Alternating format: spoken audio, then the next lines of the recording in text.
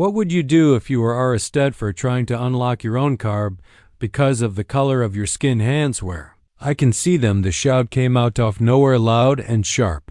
Like a gunshot, Marcus froze, his hand still hovering near the door handle of his own car. He blinked in confusion, not even sure who the command was meant for, until he turned around and found two police officers standing behind him, the Tallerone with a cold smirk and mirrored shades. Took a step closer. You're under arrest for attempting grand theft auto. Just moments earlier, Marcus had been walking up to his car, ready to head out, but when he tried unlocking it, the door wouldn't budge. He frowned, jiggled the key again, but nothing. Maybe he grabbed the wrong one or misplaced it. That's when the two officers watching from their squad car nearby suddenly rushed over, assuming the worst. What?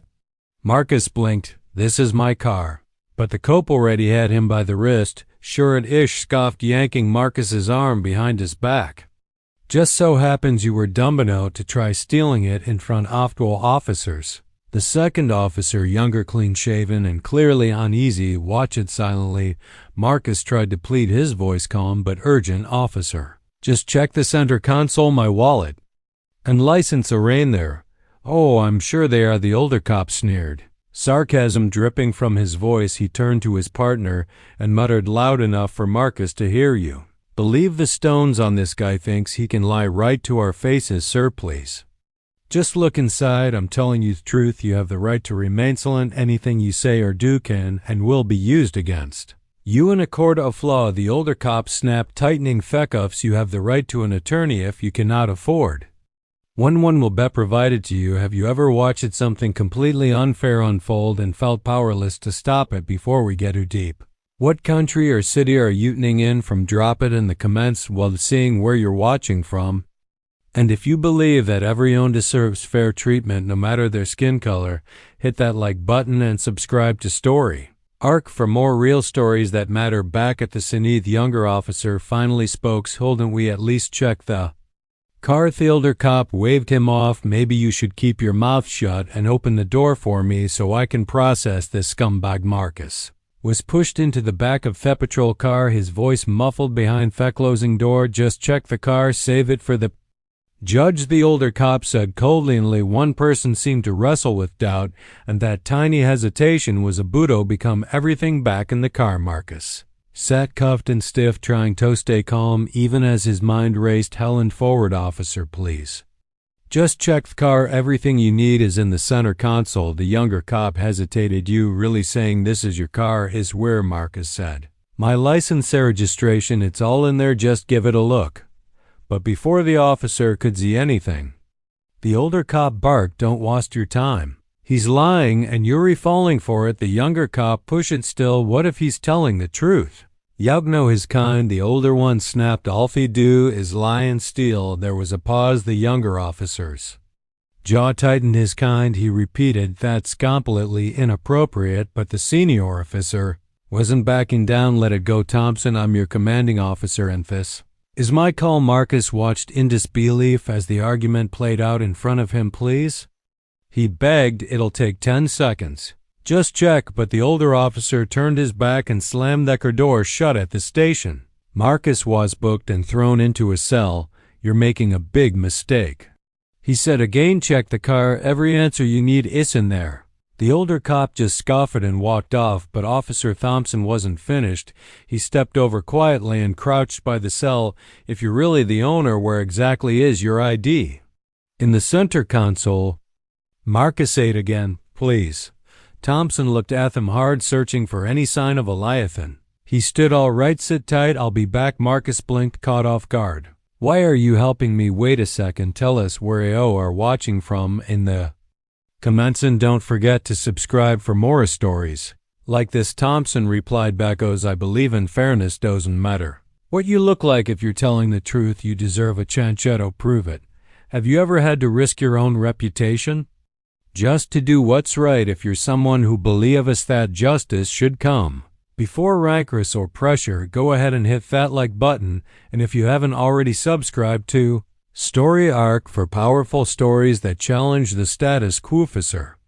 Thompson walked straight into the common area and found the senior officer pouring himself a coffee like a nothing just happened, Sergeant. Thompson began cautiously, I've been thinking maybe we should at least check out the guy's story, that's the least.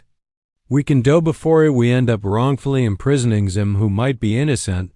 The older cop didn't even blink. Drop this nonsense, Thompson. Can't you see this guy is playing you for a sucker? Besides, I already called him Pound. There's Sandinga Toe Thompson folded his arms. Even if is lying, we might find something in the car that could help our case. Just let me check it before they haul it away. Fits when the sergeant smiled. He sappered. His voice dropped. Don't even think about it. Thompson raised an eyebrow. Sir, if you go behind my back, I swear I'll make your life in this department a living hell. The silence that followed was thick enough to cut with a knife. Thompson stared at him, then gave the smallest nod. All right, I'll drop it. But as he walked away, his jaw tightened. He wasn't letting it go, not by a long shot. Moments later, he stepped outside and pulled out his phone. He knew exactly who to call. Detective Alvarez, an old friend from the department who owed him a favor. Hey, I need your help. Thompson said, can you meet me at £5 lot? I need to get into a vehicle. Quietly, does this have anything to do with your sergeant? Alvarez asked. I'll explain when you get there. Sometimes doing the right thing means going against orders. But what would you do if your boss told you to walk away from justice? If you've ever had to make a hard call between your Joe band, your values, hit that like button and don't forget to subscribe to Story Arc for more stories that remind us why integrity still matters. Later that evening, Alvarez showed up and used his tools to unlock the impounded vehicle. Thompson slid into the driver's seat and up in the center console empty. Hecked. The glove box nothing, no ID, no sense. He sat there stunned. Had Marcus lead to him? After all, Thompson sat frozen in the driver's seat of Marcus' car. Empty. He searched again. Center console, glove box, under the seat, nothing. Not even a scrap of paper. The man had seemed so certain, so calm, but now Alvarez stood nearby. You sure this is the right car? Yeah. Thompson said slowly, still looking around. This doesn't make sense. He stepped out off the car, running his hands over his head in frustration, and that's when he heard the voice. Well, look what we have here. Thompson turned, and there stood the sergeant, arms folded, that smug smirk back on his face. You have any idea how bad this looks? The sergeant snapped. Going behind my back, getting a detective involved. You'll be lucky if this doesn't coast you your badge. Thompson stood his ground. Sorry, Sergeant, I had to be Sorreo. And did you find a license, a registration, a shred of proof? Thompson glanced back at the empty console. An's hook his head. No, turns out you were right. The sergeant clapped him on Fessholder. Of course I was. Now get in Necker before I really lose my temper. As they drove back to the station, Thompson stared out the window, jaw clenched. Something still felt off back inside. He walked down to the holding cells where Marcus sat on the bench, hands still cuffed in front of him. Marcus looked up hopeful. You found my license. Can I get out now?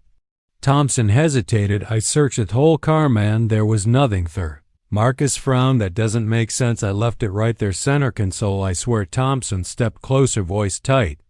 You know the trouble I'm in for listening to you. I can't believe I fell for this. Listen, Marcus said, eyes locked on his. Something's not right. It there. I'm not lying. But Thompson shook his head. I trusted you and you lead. I can't do anything more. Have you ever stood up for someone only to feel like a fool afterward? Hit that like button if you've ever had your faith tested, and don't forget to subscribe to Story Arc for more stories that dig deeper than appearances. Thompson walked away, but the story wasn't over, not even close. Continued in next message due to length limit. Continued from previews. Miss properly punctuated script with character names changed. Only the next morning the squad room was packet officers filled every seat, sipping coffee, whispering in low tones as the police chief stepped up to the front of morning. He began, before we get into today's agenda, I want to highlight an incident from yesterday. He paused, scanning the room. Sergeant Doyle Hesed, motioning the senior officer forward. Doyle rose from his seat proudly and strutted to the front, adjusting his belt like he just won a trophy. Sergeant, the chief asked, tell yous about that arrest you made yesterday. Doyle grinned. Caught a would-be car thief in the act, sir. Had him processed and booked within the hour. Good. The chief nod that makes this next part much easier. He turned Officer Thompson. Front and center, Thompson stiffened, stood opened, walked forward, unsure of what was coming. Is it true?